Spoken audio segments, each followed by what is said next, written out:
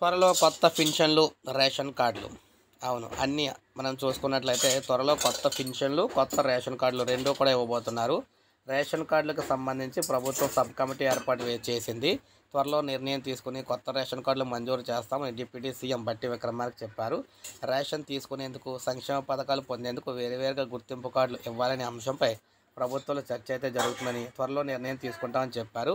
కొత్త పెన్షన్లకు కూడా మంజూరు చేసే అవకాశం ఉందని డిప్యూటీ సీఎం అయితే తెలిపారు. ప్రజల సమస్యలు తీర్చేందుకే మేమైతే ఉన్నామని చెప్పారు. అయితే ఇక్కడ మీరు గమనించాల్సిన విషయం ఏంటంటే రేషన్ కార్డు అనేది ఓన్లీ కేవలం మనకి రేషన్ తీసుకోవడానికి మాత్రమే పనిచేస్తుంది. అదే పథకాలకు సంబంధించి మరొక ప్రత్యేక కార్డు అయితే ఇస్తారంట.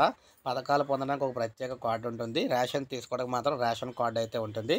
అలాగే కొత్తగా పెన్షన్లు కూడా అయితే ఇవ్వబోతున్నారు. సో ఇలా ఇవన్నీ కూడా మనకి తొందరలోనే తెలంగాణ ప్రజలకైతే అందించబోతున్నాం అని చెప్పేసి బట్టి విక్రమార్క అయితే తెలియజేశారన్నమాట.